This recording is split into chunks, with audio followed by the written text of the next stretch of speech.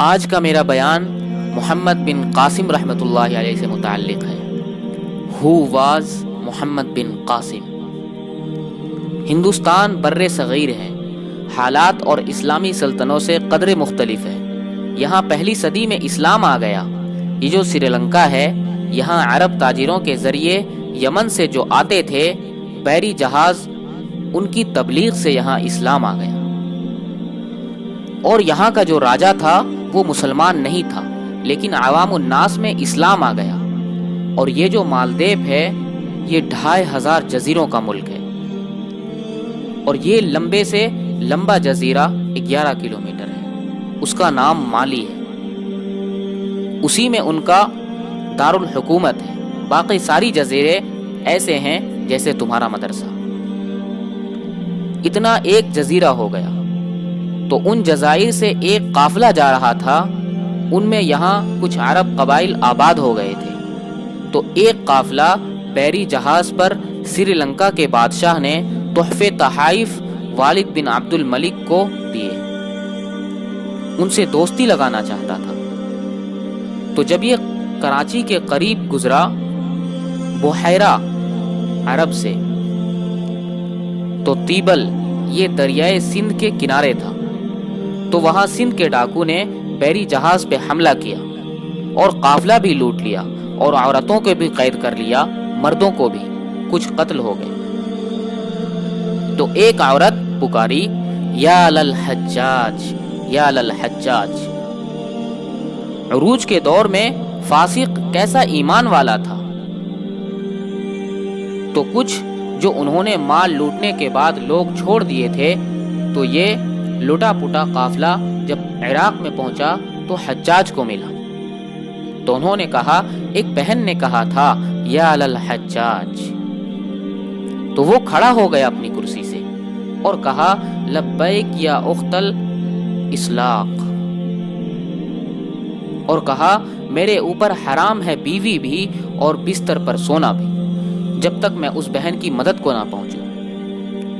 جس شخص کے بارے میں اللہ کے نبی نے کہا، بنو ثقیف میں ایک پیر ہوگا، ایک سفاق ہوگا، فاسق ترین انسان، غیرت ایمانی سے ایسا بھرا ہوا ہے، کہا میرے اوپر بیوی حرام ہے، میرے اوپر بستر پر سونا بھی حرام ہے، جب تک میں اس بہن کی مدد کو نہ پہنچوں۔ اور اس نے اسی وقت ایک لشکر تیار کیا، عبید اللہ بن نبحان رحمۃ اللہ علیہ کو امیر بنایا، اور ان کو 4000 کا لشکر دے کر روانہ کیا۔ وہ لشکر شکست کھا گیا اور عبید اللہ شہید ہو گئے۔ پھر اس نے دوسرا لشکر روانہ کیا، عدیل بن تحفہ رحمۃ اللہ علیہ کی سرگردگی میں، وہ بھی شہید ہو گئے۔ دونوں لشکروں کو شکست ہوئی۔ پھر اس نے شامی قبائل، جو عرب کے قبائل شام میں آباد تھے، ان کا عراقیوں سے بڑا مختلف مزاج تھا، اس نے ولید بن عبد الملک سے اجازت چاہی کہ مجھے سندھ پہ حملے کے لیے شام سے لشکر چاہیے، اور میرے پاس خزانہ بھی ختم ہے، مجھے پیسے بھی دو۔ تو ولید نے کہا، میں یہ محاذ نہیں کھول سکتا، ابھی ترکستان میں محاذ کھلا ہوا ہے، شمال افریقہ میں محاذ کھلا ہوا ہے، چین کی طرف محاذ کھلا ہوا ہے، میں چوتھا محاذ نہیں کھول سکتا۔ تو حجاج نے کہا، جتنا پیسہ مجھے دو گے قرض ہے، اور میں دوگنا کر کے بیت المال میں واپس کروں گا۔ تو شامیوں کا 4000 کا لشکر تیار کیا، اور اس کا اپنا بھتیجا تھا محمد بن قاسم رحمۃ اللہ علیہ۔ حجاج نے اپنی بیٹی زبیدہ اس کی نکاح میں دی ہوئی تھی، تو اس کو منتخب کیا اور اس کو 12000 کا لشکر دے کر روانہ کیا، اور باقی جو ساز و سامان تھا وہ سمندر کے ذریعے سے بھیجا، اور ہر 3 دن کے بعد اس کے پاس خبر آتی تھی۔ اس نے ڈاک کا ایسا نظام بنایا کہ ہر 3 دن کے بعد حجاج تک خبر پہنچتی تھی۔ اس طرح راستے میں چوکیاں قائم کی، اور پورے جنگ کا نقشہ حجاج بصرہ میں بیٹھ کر خود کنٹرول کر رہا تھا۔ تو یہ بدھوں کا شہر تھا، جو تیبل تھا بدھوں کا۔ تو اس میں بڑا گنبد تھا، اس پر ایک جھنڈا تھا، تو ان کا یہ عقیدہ تھا جب تک یہ جھنڈا نہیں گرتا اس شہر کو شکست نہیں ہو سکتی۔ تو مسلمانوں نے زور لگایا۔ حجاج بن یوسف نے ایک توپ بھیجی تھی، منجنی، پتھر پھینکنے والی۔ وہ اتنی بڑی تھی اس کو 500 آدمی کھینچتے تھے، تو اس کو بیری جہاز پر بھیجا تھا۔ تو اس گنبد پہ نشانہ نہیں فٹ ہو رہا تھا۔ 10 دن 15 دن گزر گئے، گولے جاتے تھے، گنبد پر نہیں لگتے تھے۔ تو حجاج بن یوسف نے وہاں سے خط لکھا کہ اس توپ کا زاویہ 1 درجہ نیچے کر کے فائر کرو۔ تو محمد بن قاسم رحمۃ اللہ علیہ خود توپ پر آئے کہ میں خود پھینکوں گا۔ تو محمد بن قاسم رحمۃ اللہ علیہ نے جو کھینچ کر پھینکا تو پہلا ہی پتھر جا کے جھنڈے پہ لگا، گنبد پہ لگا، اور گنبد ٹوٹا تو شہر والوں نے ہتھیار پھینک دیے۔ یہ 90 ہجری کی بات بتا رہا ہوں، 90 ہجری کی۔ 90 ہجری میں اسلام کا پہلا داخلہ ہے فاتحانہ۔ ویسے تو سری لنکا ہندوستان کا حصہ ہے، وہاں اسلام پھیل چکا تھا دعوت کے ذریعے، لیکن فاتحانہ انداز میں جو مسلمان بر صغیر میں داخل ہوئے ہیں تو محمد بن قاسم رحمۃ اللہ علیہ اس کا ذریعہ بنے ہیں، اور دیبل فتح ہوا۔ پورا ہندوستان 2 حصوں میں تقسیم تھا، ہند اور سندھ۔ سندھ یہ نہیں جو آج ہے، سندھ ممبئی تک تھا، دیپال پور تک، اور ادھر سے ممبئی تک پورا علاقہ تھا۔ باقی ہند الگ علاقہ تھا۔ راجہ داہر اس سارے کا بادشاہ تھا۔ راجہ داہر ایک دفعہ بیٹھا تھا تو ایک نجومی آیا، تو اس کی بہن بھی ساتھ بیٹھی تھی۔ تو اس کی بہن نے اپنا ہاتھ دکھایا نجومی کو کہ میرا ہاتھ دیکھو۔ نجومی نے کہا یہ لڑکی آئندہ سندھ کے بادشاہ کی بیوی بنے گی۔ تو راجہ داہر پریشان ہو گیا کہ میری ہی گھر میں میرا دشمن پیدا ہو رہا ہے۔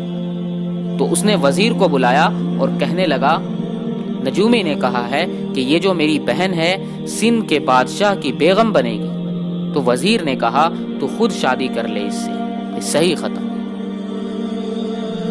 بادشاہ نے کہا بغیرت مجھ سے کروائے گا، ساری دنیا کیا کہے گی، بہن سے شادی کر لی۔ تو وزیر چپ ہو گیا۔ پھر وزیر نے ایک بکری لے کر مٹی کی تہ اس پر اچھی طرح لگائی، پھر اس کے اوپر باریک مٹی ڈالی، پھر اس پر پھول کے بیج ڈالے، اس کو ہلکا ہلکا پانی لگوانا شروع کیا تو اس کے پشت کے اوپر پھول ہی پھول ہو گئے۔ پھر اس نے یہ بکری ایک نوکر کو دی کہ جاؤ اسے بازار میں چکر لگواؤ۔ تو اس نے چکر لگوایا تو سارا شہر اکٹھا ہو گیا کہ بکری کے اوپر پھول، بکری کے اوپر پھول، سب حیران و پریشان۔ اگلا دن کہا پھر چکر لگواؤ، پھر لوگ اکٹھے ہوئے۔ اگلا دن کہا پھر چکر لگواؤ، پھر تھوڑے ہو گئے۔ پھر چوتھے دن اور 5ویں دن اور 6ٹھے دن اور 7ویں دن کوئی بھی دیکھنے نہیں آیا۔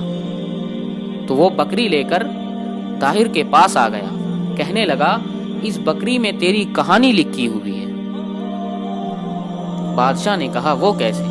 اس نے کہا پہلے زیادہ لوگ تمہیں گالیاں دیں گے، پھر اس سے تھوڑے، پھر اس سے تھوڑے، پھر ایک دن چپ کر جائیں گے، تو اس سے شادی کر لے۔ اس بکری سے اس نے اس کو مثال سمجھائی۔ تو اس کمبخت نے حکومت کے لالچ میں اپنی بہن سے شادی کر لی، اپنی بہن سے شادی کر لی۔ پھر جب محمد بن قاسم رحمۃ اللہ علیہ حملہ آور ہوئے تو راجہ طاہر سندھ سے ممبئی دیپال پور تک حکمران تھا۔ تو روڑی کے قریب ان دونوں لشکروں کی جنگ ہوئی۔ تو محمد بن قاسم رحمۃ اللہ علیہ نے پہلے حجاج بن یوسف کو خط لکھا کہ سارا سندھ اکٹھا ہو چکا ہے اور میرے ساتھ صرف 12,000 ہیں، مدد کے لیے لشکر بھیجو۔ تو حجاج بن یوسف کا خط سنو کہ اس نے کیا کہا۔ اس نے کہا اللہ کے رسول کا فرمان ہے کہ 12,000 کو کمی کی وجہ سے شکست نہیں ہو سکتی اور تم 12,000 ہو، لہذا تمہیں اس وجہ سے شکست نہیں ہو سکتی کہ تم تھوڑے ہو۔ جب میرا خط پہنچے تو سارے لشکر کو آخرت کی ترغیب دو اور اللہ کی رضا پہ مرنے کے لیے تیار کرو. میرے پاس کوئی لشکر تمہیں بھیجنے کے لیے نہیں ہے، میرے پاس کوئی سرمایہ نہیں ہے تمہاری مدد کے لیے، تمہارا اللہ تمہیں کافی ہے. یہ حجاج کا خط تھا محمد بن قاسم کے نام. تو پھر انہوں نے روڑی کے قریب دریائے سندھ، وہاں سے انہوں نے دریا پار کیا اور روڑی کے آس پاس ابھی بھی اس کے کھنڈرات ہیں. یہ خوفناک جنگ لڑی گئی جس میں راجہ طاہر قتل ہوا اور اللہ تعالی نے مسلمانوں کو فتح دی. محمد بن قاسم رحمۃ اللہ علیہ ملتان تک 92 ہجری میں 90 ہجری میں داخل ہوئے اور 92 ہجری میں 2 سال کے بعد ملتان پہنچے. اور اس کے حسن سلوک سے ہندو جو مسلمان نہیں ہوئے تھے انہوں نے محمد بن قاسم رحمۃ اللہ علیہ کے بت بنائے اور اس کی پرستش کرتے تھے. یہ ایک طرف سے 92 ہجری میں اسلام داخل ہوا. یہ تھا محمد بن قاسم رحمۃ اللہ علیہ کا واقعہ. اگر ویڈیو آپ کو پسند آئی ہو تو ویڈیو کو لائک کریں، شیئر کریں، چینل کو سبسکرائب کریں. ملتے ہیں نیکسٹ ویڈیو میں، تب تک کے لیے السلام علیکم.